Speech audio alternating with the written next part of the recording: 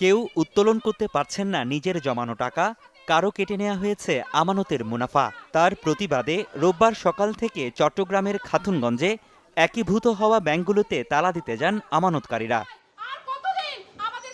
শুরুতে তারা ইউনিয়ন ব্যাংকে তালা ঝুলিয়ে দেন। এরপর ফার্স্ট সিকিউরিটি ইসলামী ব্যাংকের ম্যানেজারকে অবরুদ্ধ করে রাখলে পরিস্থিতি নিয়ন্ত্রণে নিয়ে তাকে উদ্ধার করে পুলিশ। পুলিশি বাধায় ব্যাংকটিতে তালা দিতে না পারলেও তালা দেয়া হয় সোশ্যাল ইসলামী, গ্লোবাল ইসলামী ও এক্সিম ব্যাংকের শাখায়।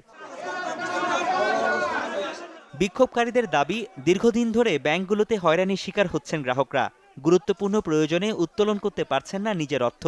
বারবার ধর্ণা দিয়েও মিলছে না কোনো সদুত্তর। তার উপর মুনাফা কর্তন বা হেয়ার কাট পদ্ধতির কারণে জর্জরিত গ্রাহকরা। অনেক গ্রাহকরা হজে যেতে পারেনি।